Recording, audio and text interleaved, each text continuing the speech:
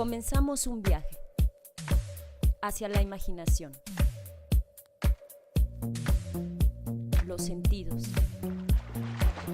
el descubrimiento, el asombro, hacia el arte, el destino, Ítaca.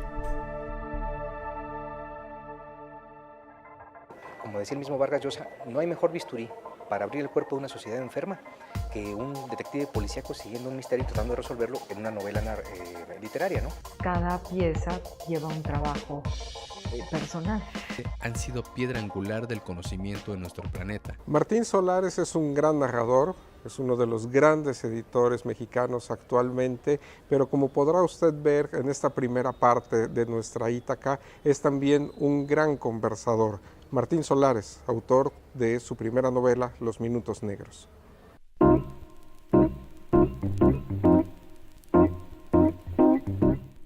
Buenas tardes, muchas gracias por acompañarnos una vez más a este programa Ítaca.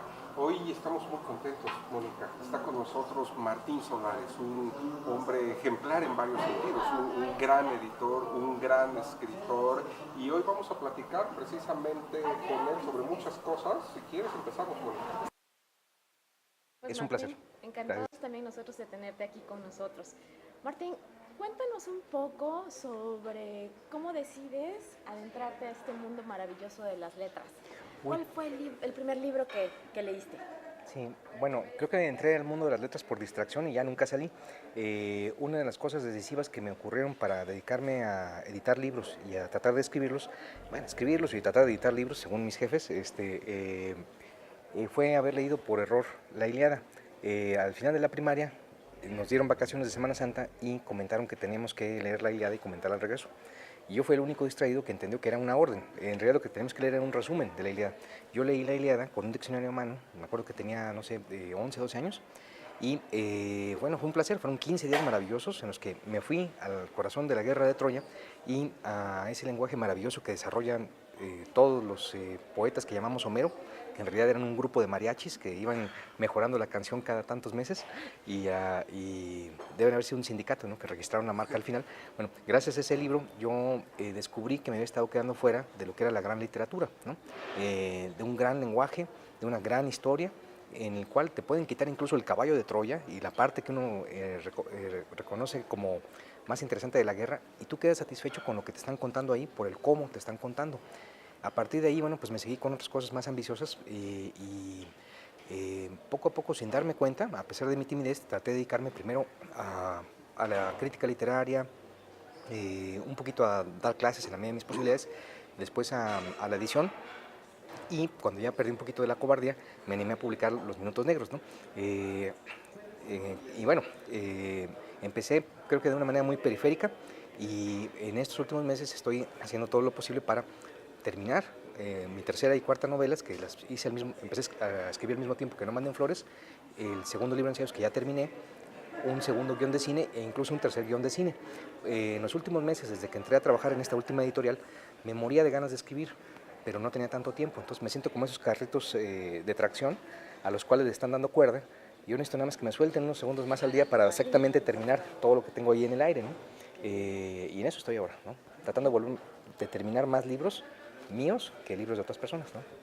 No es una manera muy sencilla de entrar a la literatura a través de la Ilíada. Sí, claro. Lo es seguramente la sorpresa que ocasiona la Ilíada, las historias Sí. que hay en la Ilíada. Seguramente te lo preguntan muchos jóvenes, sobre todo, aunque tú eres jovencísimo, pero más jóvenes que tú. Exacto. ¿Cuál es el secreto para llegar a ser un escritor tan potente como lo eres tú y con este éxito que has tenido? Te agradezco muchísimo la percepción y la amabilidad. Pues mira, la verdad es que yo me doy cuenta que escribo mucho, que escribo todo el tiempo y que cuando ya no puedo evitarlo me siento a cernir todo y a cerrarlo, ¿no? Ahora que terminaba No Manden Flores, revisé todos mis diarios, todos los cuadernos que tenía yo en los que había estado escribiendo escenas de No Manden Flores y me topé con que había escrito la misma escena hasta 3 veces. No solamente una escena, varias escenas las escribí en distintos momentos de mi vida en los últimos 7 años porque estaba tan obsesionado con esta historia que donde me llegaban esas imágenes yo las escribí. me las encontré en 6 cuadernos distintos, ¿no? Me dio tanto coraje porque les escribí una cuarta vez sobre la computadora, pero bueno, de ahí tomé elementos y todo. Y con esto quiero decir que yo creo que yo no he elegido, como algunos colegas, las novelas que yo escribí, que estoy escribiendo. Esas novelas más bien, de alguna manera, me tragan como ballenas y yo avanzo a ciegas dentro de ellas con una especie de velita que vendría siendo la prosa, ¿no? Entonces voy frase por frase descubriendo cómo es la ballena por dentro y hasta que no conozco esa ballena centímetro a centímetro no me deja salir, ¿no? Hay veces en que yo intento salir por una puerta falsa y me dicen, no, señor, le faltan a ustedes unos cuantos capítulos y tengo que regresarme a escribir, o unos cuantos años, ¿no? Cuando el año antepasado terminé No Manden Flores, fue un primer gran borrador, pero pensé, mira, le quité 2 inmensos capítulos que son las siguientes 2 novelas que estoy escribiendo ahora, porque tuve que reconocer que eran injertos o materiales que estaban cobrando vida, ¿no? por sí mismas y exigían un espacio distinto y que serían demasiado para el lector, si no esto hubiera tenido 1200 páginas, ¿no? Cuando iba en 600 me tuve que reconocer que había una cosa ahí que también tenía que extirpar porque ya estaba agarrando un rumbo tan fuerte que hubiera generado una distracción enorme dentro de la historia. Y la novela te permite avanzar así, a base de pequeñas distracciones, a veces unas distracciones enormes. Bueno, hay tantos recursos para avanzar, pero si tú pierdes demasiado el rumbo inicial, la novela se cae y todos tus lectores te odian. Lo mejor es lanzar una sola flecha y anunciar que vas a lanzar esa flecha desde el título y desde la primera línea, y aunque hagas muchos giros en el camino, llegar a donde tú prometiste llegar. De otra manera todo el mundo se va a sentir decepcionado. En el caso de No Manden Flores me ha pasado así. Escribo demasiado, corrijo muchísimo. Siento que por las madrugadas, porque yo escribo como de 5 a 7, soy un albañil. Y digamos que de 8 a 9 soy un arquitecto que llega y dice, ¿quién puso esta pared aquí? No sirve para nada, tumben todo y nos quedamos con este ladrillito nada más. Este ladrillo sí está bonito, ¿no? Y con esos los voy guardando y poco a poco sí se van haciendo mis novelas, ¿no? Como yo, tengo que ser muy exigente en las editoriales en las que yo trabajo, tengo que rechazar todo aquello que yo crea que va a aburrir al lector o que va a insultar su inteligencia, ¿no? Entonces, y ser justo. También si veo un manuscrito que le falta poco trabajo para llegar a donde promete ir, tengo que trabajar eso con el autor, ¿no? Ponerle mis objeciones y ver si él es capaz de levantar ese disparo, ¿no? Ese vuelo. Entonces, ese tipo de exigencia que le pido yo a los autores, no puedo, por lo menos, intentar pedírmela a mí mismo. Entonces, me parece eso, ¿no? Que sí. tan estricto eres con Sí. los demás escritores como con tu propia obra. Sí, no puedo ser más complaciente de lo que ya soy, ¿no? Claro. Martín, más de 50 personajes. En los No Manden Flores, muy buena percepción, sí, efectivamente. ¿Cómo? En los minutos eran más de 100, pero solamente puse 100 porque la página ya no da Ya no daba para tanto, sí. Exacto. Y fueron una solicitud de mi editor, me dijo, mira, está muy bien, pero la gente se va a perder. Necesitas hacer algo para que la gente se acuerde. Notas a pie de página.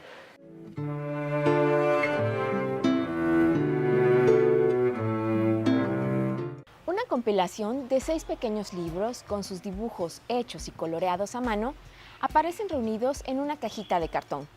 Cuentos desde la cárcel contiene cuentos infantiles deliberadamente dulces e ingenuos.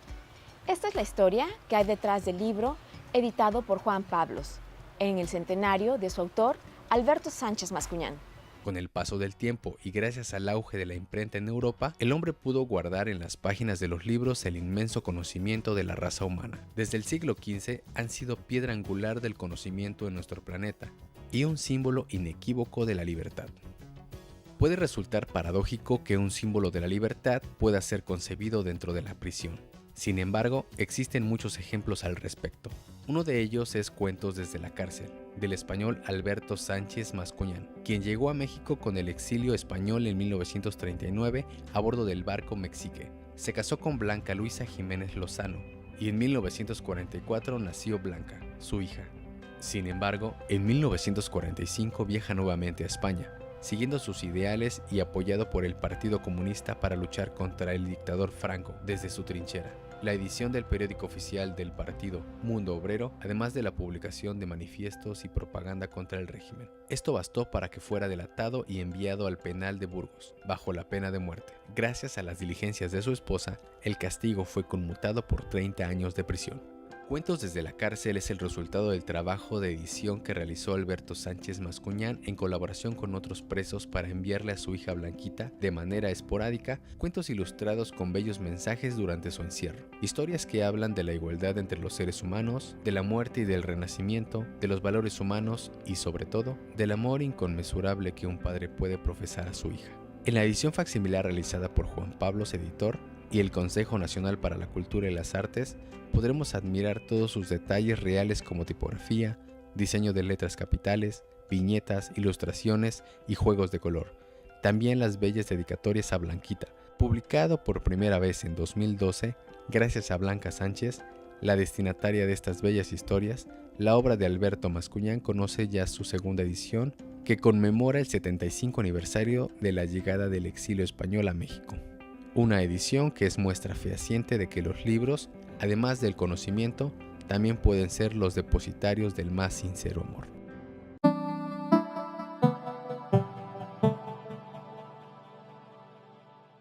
Yo creo que las notas a pie de página solamente funcionan en los textos metaliterarios, ¿no?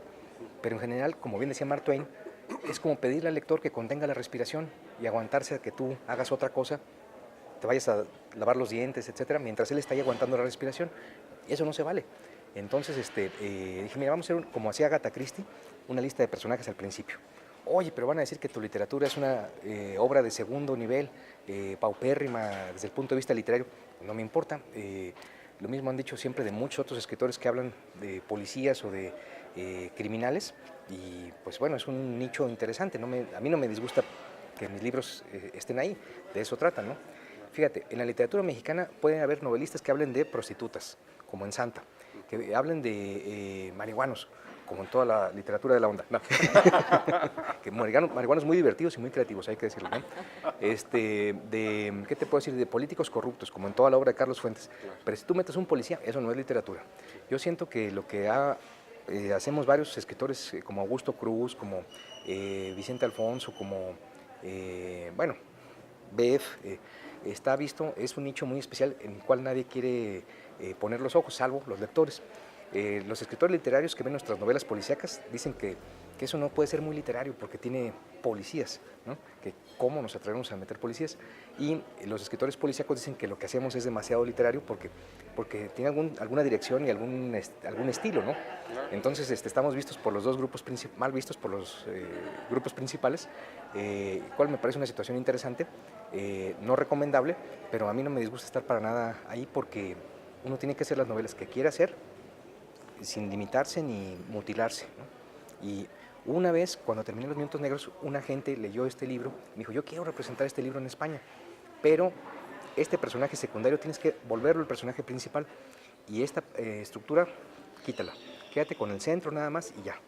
Yo le dije, mira, nada más así como me lo planteas, me parece muy interesante, me parece factible que una actriz conocida haga el papel de ese personaje español que aparece ahí unos minutos, pero ese personaje no va a funcionar porque yo lo intenté durante 7 años y dio lo que daba, ¿sí? Es como un café expreso que ya se tomó el lector en esas páginas y no va a dar más.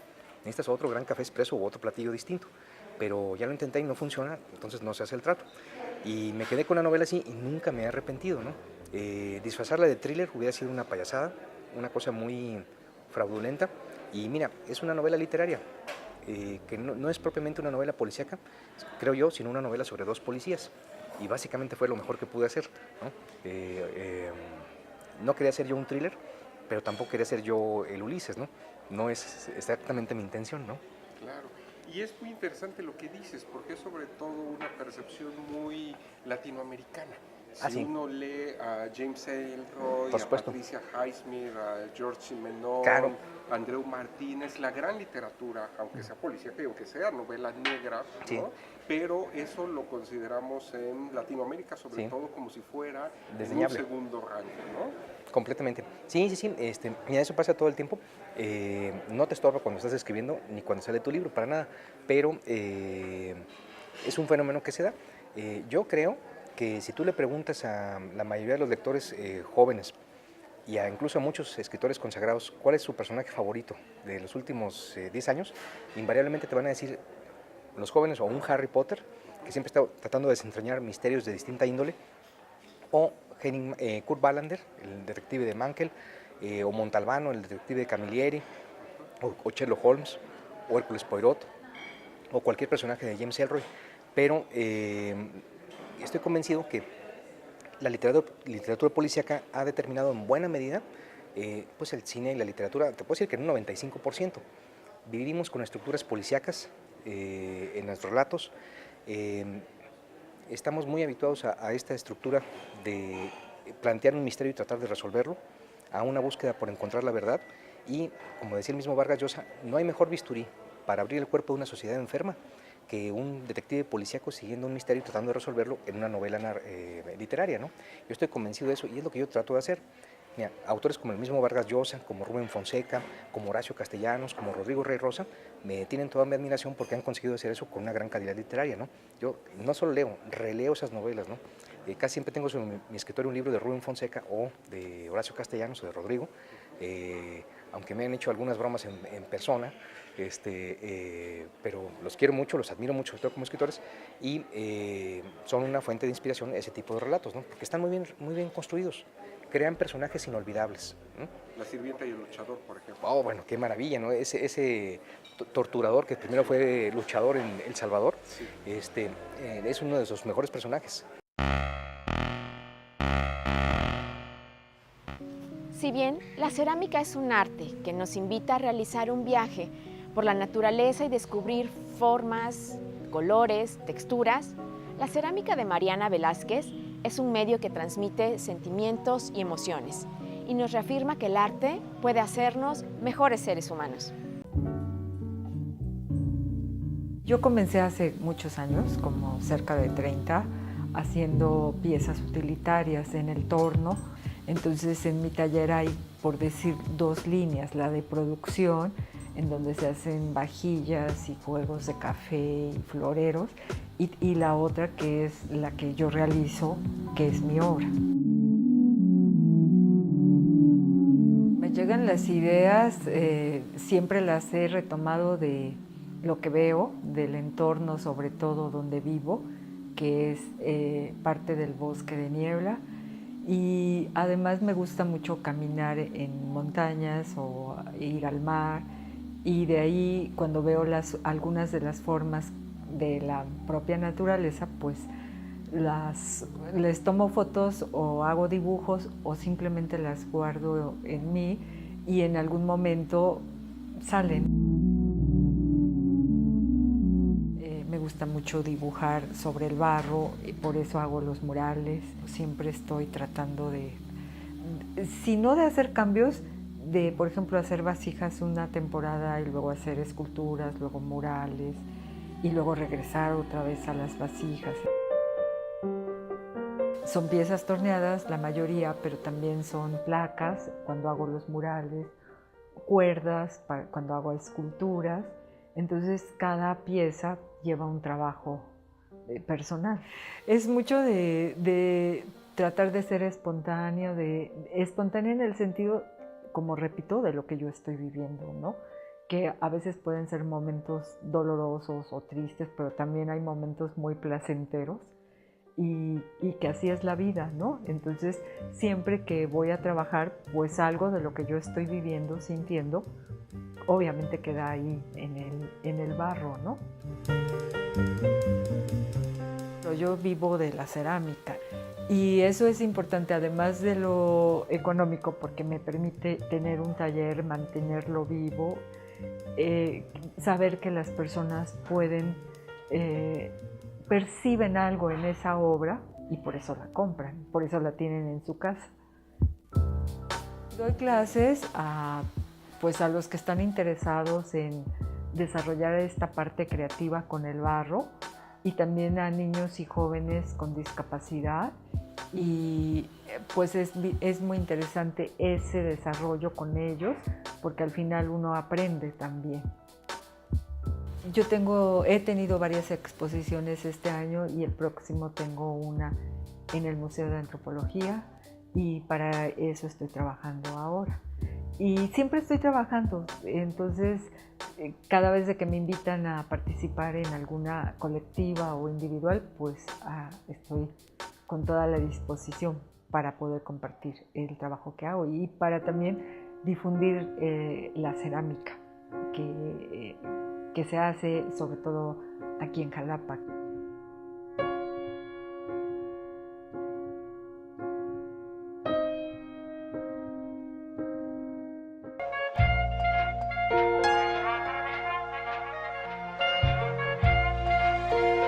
Horacio Castellanos es capaz de crear un gran personaje de a tiro por viaje en cada novela, ¿no? Y una prosa que te arrastra de principio a fin y además va mutando. No tiene dos novelas iguales, todas van cambiando de forma y de puntos de vista, ¿no? Y se toma grandes riesgos. Podría él escribir una novela convencional muy fácilmente y no lo hace, él está siendo fiel a sus voces y a sus personajes y a sus temas, ¿no? Y no hemos terminado de descubrirlo, faltan cosas muy interesantes de él todavía por leer. Martín, Rodolfo, a mí me gustaría como aclarar un poco estos términos de novela policíaca y novela negra. ¿Existen los dos términos o es lo mismo, son cosas diferentes? Bueno, a medida que se volvió un fenómeno editorial la novela habitada por detectives o criminales y la novela que cuenta un crimen, se han ido refinando los términos para presentarla, ¿no? En países como Italia, como Inglaterra y como Francia sobre todo, bueno, en Estados Unidos te encuentras mesas muy específicas, ¿no? Por ejemplo, en Barnes & Noble me acuerdo que había antes un piso entero en algunas de sus sucursales solamente para novela negra, que era una joya para los que leemos ese género, ¿no? Te encontrabas la basura, que era el 90% de lo que estaba ahí, y luego las cosas literarias dispersas en distintos estantes. Pero fíjate, distinguen una novela de detectives a lo Sherlock Holmes o a lo Agatha Christie o a lo Conan Doyle, de una novela en donde la emoción es lo principal, en donde el riesgo que corre el protagonista es inminente. Eso le llaman thriller, ¿no? ¿Sí? En donde hay conspiraciones, etcétera, ¿no? En Italia le llaman novela amarilla a la novela negra, sí, por una sola razón, porque como Gallimard creó esta colección de novela negra, la portada era negra con una rayita amarilla, ellos se la piratearon e invirtieron la proporción, era amarilla con una rayita negra, entonces por eso la novela amarilla, ¿no? Andrea Camilleri. Exactamente, que de ahí viene Andrea Camilleri efectivamente, y ahí llega ahí, y pero en el fondo, mira, son lo mismo. Yo te diría que hay básicamente 3, y si me apuras 4 momentos en la historia de la novela policíaca. Lo primero que tenemos es Edgar Allan Poe, Wilkie Collins y unos cuantos más que crearon una especie de acertijo a resolverse. Tenemos una serie de personajes como Sherlock Holmes, como Hércules Poirot o el mismo Arsène Lupin, que se ven frente a un enigma que nadie puede resolver, sobre todo la policía no puede resolverlo, ¿no? Te das cuenta que esos policías deben tener una forma tremenda de miopía, de distracción total, porque a veces la solución es más que evidente, ¿no? Pero solamente un detective tan intelectual logra resolver esos enigmas. Entonces, una primera generación de detectives son detectives intelectuales, que son todo cerebro, que son solamente eficacia mental y que ven la justicia como una forma de aplicar el ajedrez. Esa es la primera generación. Después viene la Primera Guerra Mundial y pues la gente sale de sus casas, agarra una bayoneta y se va a las trincheras. Y entre eso y la Segunda Guerra Mundial surge en Estados Unidos una segunda generación, que son los detectives policíacos de acción, gente que ya no le tiene miedo a pelearse con las manos en la calle con policías, con criminales o con abogados, ¿no? Entonces tenemos las novelas de Philip Marlowe, de Sam Spade, que escribieron Raymond Chandler o Dashiell Hammett con el agente de la Continental, que son extraordinarios, pero son hombres de acción. Estos son más quijotescos que los anteriores, ¿no? Ellos quieren hacer justicia, ganan una miseria, no sabes cómo viven también, porque todos tienen coches descapotables en California, se la pasan bebiendo tragos a partir de las 3 de la tarde, dicen ya acabé por hoy, se van a un bar, claro, sí, bueno, si los apuras a las 12 del día, dicen, bueno, ya fue un día muy pesado, oye, pero empezaste hace media hora, sí, pero no sabes lo que he vivido, entonces se van a tomar un trago, descubren ahí 3 o 4 casos para el futuro. Y lo que tiene de extraordinario esas novelas es que es un segundo rasgo estilístico que a mí me gusta mucho, que parece que te las están contando en un bar. Tú toma cualquier novela de Philip Marlowe, de Raymond Chandler, y tienes la sensación de que alguien se sentó al lado de ti, pidió un trago y digo, ¿sabes lo que me pasó la última semana, compadre? Y te empieza a contar de viva voz lo que le sucedió a un gran detective. De ahí viene el complot mongol, de este impulso de contar en un bar algo con toda confianza, ¿no? Bueno, y es el único latinoamericano que retomó eso perfectamente, porque supo crear una voz latinoamericana y no copiar la misma voz del detective californiano, que es el error en el cual incurren todos los malos novelistas policíacos latinoamericanos. Claro. Mónica, Martín, esta charla la tenemos que continuar. Encantado. Si nos hacen favor, nos vemos la próxima semana con Martín Solares en una segunda parte de esta conversación del Encantado. programa Ítaca. Buenas tardes. Muchas gracias.